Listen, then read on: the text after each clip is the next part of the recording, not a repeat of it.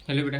आज की इस वीडियो में मैं आपको बताने वाला हूँ राजकीय आश्रम पत्ती विद्यालय में 2024 में प्रवेश परीक्षा हुई थी। उसमें क्लास 6 में जो सोशल साइंस के 20 क्वेश्चन आए थे वो मैं आपको बताने जा रहा हूँ। अच्छा, मैं आपको बता दूँ इसमें से कोई सा भी क्वेश्चन ऐसा नहीं है जो मैंने अपने आप से लिखा है, मतलब ये पूछे गए हैं आपके 2024 में। और मैं आपको बता दूँ, आप चाहे क्लास 6 में हैं, मतलब प्रवेश परीक्षा देंगे, या फिर 7th की या फिर 8th की या फिर 9th की, आपके लिए बहुत महत्वपूर्ण है ये सोशल साइंस के क्वेश्चन। ठीक है बेटा, इससे रिलेटेड जो भी क्वेश्चन बनते हैं मैं आपको बताने की कोशिश करूँगा, मतलब बताऊँगा। ठीक है बेटा, तो स्टार्ट करते हैं। अच्छा, तो बेटा आप समझते होंगे कि सर ने 61 से स्टार्ट किया है, तो मैं आपको बताना चाहूँगा इससे पहले कि मैंने आपको साइंस के 20 क्वेश्चन बताएं, हिंदी के 20 क्वेश्चन बताएं। अच्छा, 20 का जो इंग्लिश का पोर्शन है वो छोड़ दिया, इसके बाद मैं आपको मैथ्स के 20 क्वेश्चन बताऊँ, फिर आपके 100 के 100 क्वेश्चन हो जाएंगे। ठीक है बेटा, तो स्टार्ट करते हैं। अच्छा, इन सभी जैसे कि इसके तो चारों ऑप्शन लिख दिए मैंने, इन सभी के चार चार ऑप्शन है वो मैं आपको पढ़ दूंगा। ठीक है, आप ध्यान से सुनना उन्हें कौन कौन से ऑप्शन हैं इनके, और फिर आंसर देने की कोशिश करना। नहीं आपको आए तो मेरा आंसर देख लेना। ठीक है बेटा, तो पहला वाला क्या है, इंडोर गेम नहीं है। इंडोर गेम नहीं है तो बेटा समझो इंडोर गेम होता क्या है, एक प्रकार से वो वाले गेम जो हम डोर के अंदर ही खेल सकें इंडोर गेम कहलाते हैं।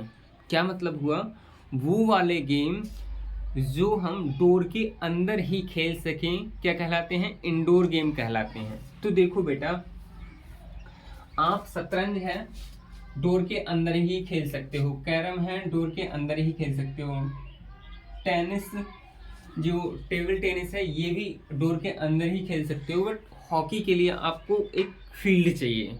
ठीक है बेटा, तो जो हॉकी है वो इंडोर गेम नहीं है, और जो नहीं है वही हमारा आंसर है, मतलब ये वाला आंसर होगा। ठीक है बेटा, अब हम 62 पर पहुंचते हैं, जंगली जानवर नहीं है। अब जंगली जानवर नहीं है तो क्या क्या ऑप्शन दिए गए थे वो मैं आपको पढ़ के बताता हूँ।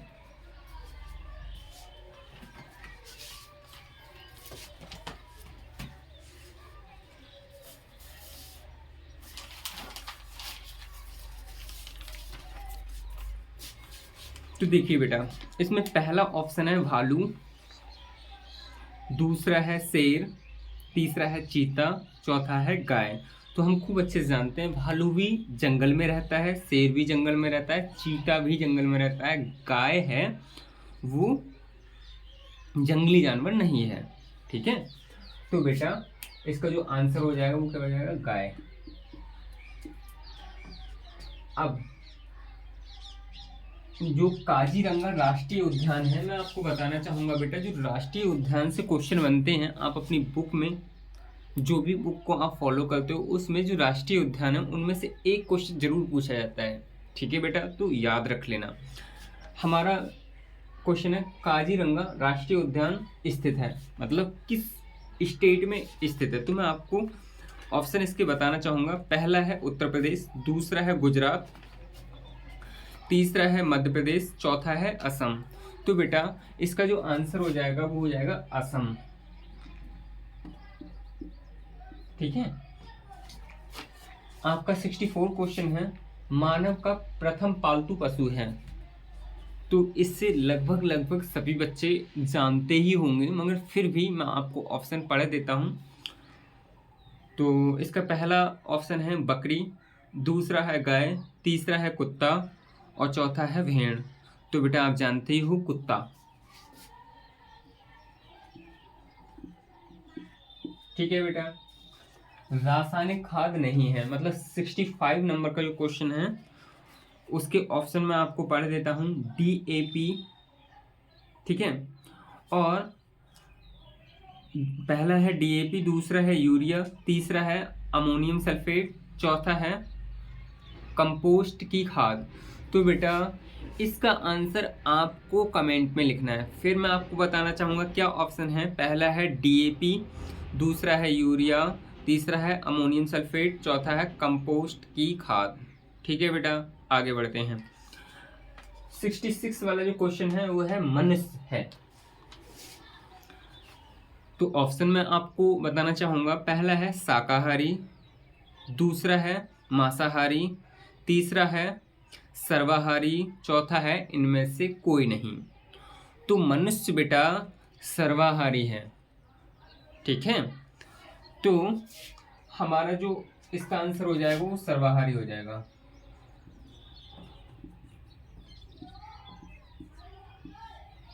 सॉरी इसका, ठीक है बेटा।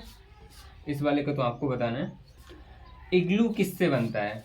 तो बेटा मैं आपको बताना चाहूँगा जो बर्फ़ के घर बनते हैं उसे इग्लू कहते हैं, ठीक है।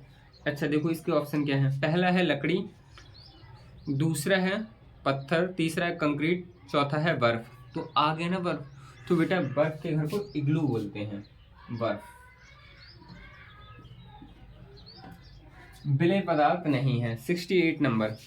तो ध्यान से समझिए, पहले मैं आपको बताना चाहूँगा, वैसे इससे पहले की वीडियो में मैंने आपको बताए थे विलय विलायक क्या होते हैं। विलय वो पदार्थ होते हैं, विलय वो पदार्थ होते हैं जो घुल जाएं, कंप्लीटली घुल जाएं, वो विलय कहलाते हैं, ठीक है। विलायक ज़्यादा अमाउंट में लिया जाता है। देखो कैसे, अगर मैं ये कहूँ पानी मतलब जल की मात्रा ली है मैंने 5 किलोग्राम और उसमें 250 ग्राम मैंने चीनी मिला दी, चीनी घुल जाती है। तो बेटा यहाँ विलय हुई आपकी चीनी और विलायक क्या हुआ? पानी। और जो मिला उसे विलयन बोलते हैं। क्या बोलते हैं? विलयन। तो मैं आपको एक मिनट लिखना चाहूंगा। देखो इससे पिछले वाले क्वेश्चन में भी विलय विलायक से एक क्वेश्चन आया था। तो विलय क्या है बेटा? मैं आपको लिखना चाहूंगा विलय जो घुल जाए, जैसे जैसे चीनी, ठीक है, चीनी हो गया, नमक हो गया, नमक का लिख रहे हो, नमक हो गया, ठीक है। ऐसे करके कुछ भी चीज जो घुल जाए कंप्लीटली, ठीक है, उसे विलय बोलते हैं। और विलायक क्या होता है बेटा? जो ज्यादा अमाउंट में लिया जाता है, मतलब जिसमें घोला जाता है, विलायक मतलब जिसमें विलय पदार्थ मिलाया जाता है, विलय पदार्थ मिलाया जाता है, ठीक है बेटा। विलय और विलयन, विलय और विलायक को जो मिक्स करके जो चीज बनती है उसे विलयन बोलते हैं बेटा। तो विलय प्लस विलायक बराबर क्या हुआ? विलयन। जैसे बेटा पानी में आप चीनी घोलोगे तो चीनी हुई विलय, पानी हुआ विलायक, मिला मतलब मिक्स कर दिया, तो जो मिला आपको शरबत, ठीक है, उसे हम बोलेंगे सॉल्यूशन मतलब विलयन, ठीक है। तो ये चीजें ध्यान रखना। तो आपका इग्लू भी हो गया, विलय। अच्छा इसका मैं आपको ऑप्शन पढ़ देता हूँ। पहला क्या है? हाँ ये वाला है हमारा 68 वाला। तो इसमें है, पहला इसका ऑप्शन है कोयला, दूसरा है चीनी, तीसरा है नमक और चौथा है कॉफ़ी। तो बेटा आपका कोयला है वो कंप्लीटली नहीं घुलता, तो इसका जो आंसर हो जाएगा वो हो जाएगा कोयला, ठीक है बेटा। राष्ट्रीय गान की रचना किसने की थी?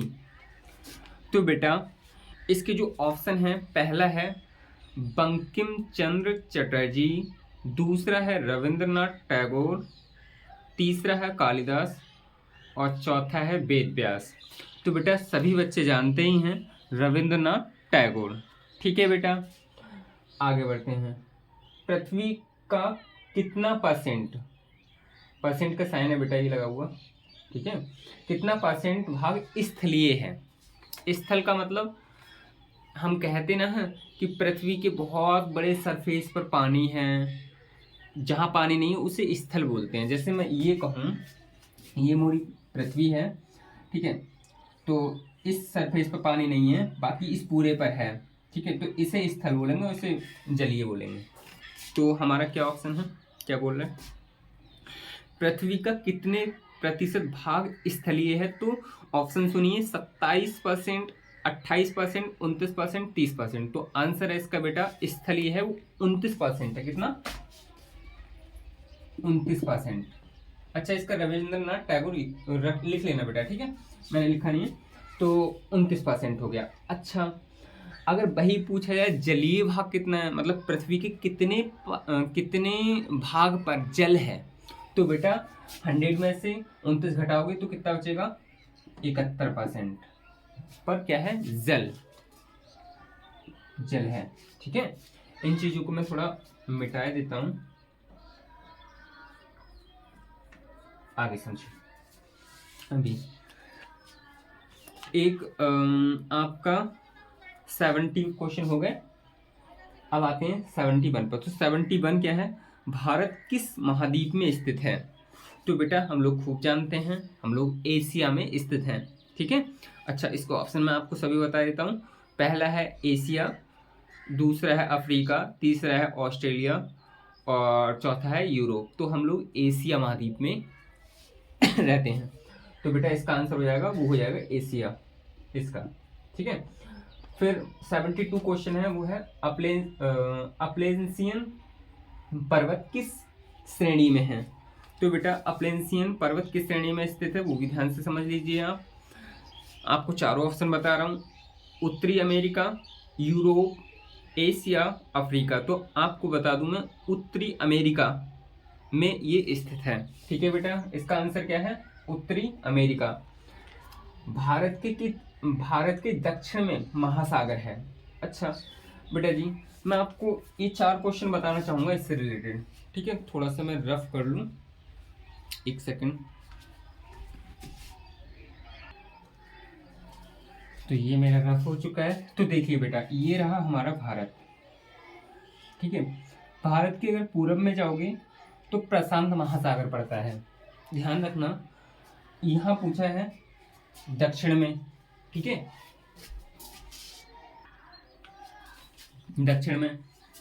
अगर आपसे पूरब में पूछ लिया है, ठीक है, या पश्चिम में पूछ लिया है, या किधर कोई और डायरेक्शन पूछा है, तो आप कैसे बताओगे। तो मैं आपको बताना चाहूंगा बेटा, भारत के पूरब में प्रशांत महासागर है, भारत के दक्षिण में आपका हिंद महासागर स्थित है, भारत के पश्चिम में अरब सागर स्थित है। ठीक है, अगर आपसे पूछा जाए कि उत्तर पश्चिम में कौन सा स्थित है, तो आपका अरब सागर ही स्थित है। ठीक है बेटा, ठीक है, तो आपके ये 4 क्वेश्चन आपको बिल्कुल भी कंठस्थ रख लेना है, बिल्कुल आ सकता है। तो यहाँ हम दक्षिण की बात करेंगे, तो दक्षिण में अब आप देख के, ये दक्षिण रहा हमारा। ठीक है, दक्षिण में देख के आप आंसर लिख देना। आगे हम लोग बात करते हैं, विश्व की सबसे लंबी नदी है। 74 क्वेश्चन है, विश्व की सबसे लंबी नदी है। इसके ऑप्शन में पढ़ देता हूँ। पहला है बेटा गंगा नदी, और दूसरा है वोल्गा नदी, और तीसरा है अमेजन नदी, चौथा है नील नदी। तो बेटा इसका जो आंसर हो जाएगा वो नील नदी हो जाएगा। ठीक है, अगर आपसे पूछा जाए कि नील नदी की लंबाई कितनी होती है, तो लगभग में 6695 किलोमीटर। कितनी,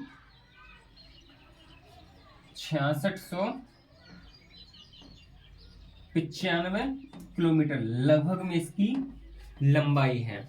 अच्छा, अब ये विश्व की है, ध्यान रखना, ये विश्व की है सबसे लंबी नदी। ठीक है, अगर वही भारत की पूछी जाए तो गंगा।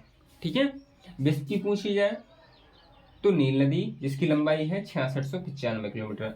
अब आगे है 75 क्वेश्चन, गोवा की राजधानी है।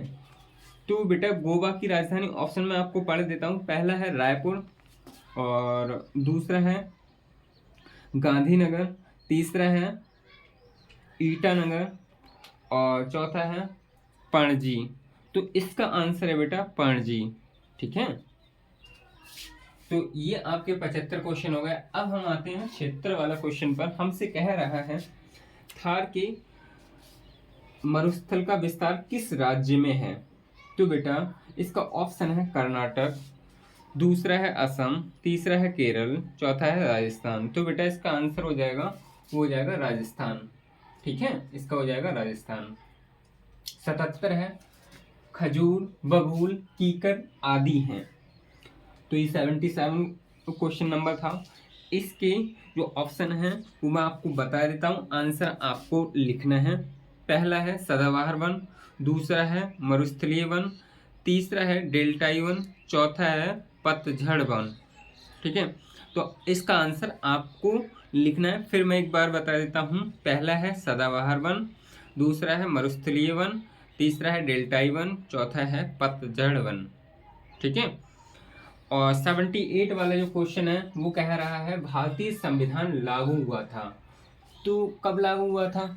आपको मालूम है 26 जनवरी 1950 को। ठीक है, अच्छा, तो इसके ऑप्शन भी सुन लो। पहला है 26 जनवरी 1948 को, दूसरा है 26 जनवरी 1949 को, तीसरा है 26 जनवरी 1950 को, चौथा है 26 जनवरी 1951 को। तो इसका आंसर है 26 जनवरी 1950 को। ठीक है, आगे संविधान सभा के अध्यक्ष थे, तो ऑप्शन सुनिए इसके। पहला ऑप्शन है डॉक्टर भीमराव अंबेडकर, तीसरा है डॉक्टर राजेंद्र प्रसाद, दूसरा है डॉक्टर राजेंद्र प्रसाद, तीसरा है जवाहरलाल नेहरू और चौथा है अब्दुल कलाम आज़ाद। तो आप जानते हो डॉक्टर भीमराव अंबेडकर, मतलब BR अंबेडकर कह सकते हैं इन्हें, शॉर्ट फॉर्म में इनका नाम। ठीक है, अच्छा, एक क्वेश्चन है लास्ट, राज्यसभा के सदस्यों का कार्यकाल होता है। बहुत इंपॉर्टेंट क्वेश्चन है, और 3 क्वेश्चन मैं और बताऊंगा इससे रिलेटेड। राज्यसभा के सदस्यों का कार्यकाल होता है 4 वर्ष, 5 वर्ष, 6 वर्ष या फिर 7 वर्ष। तो इसका आंसर है बेटा 6 वर्ष।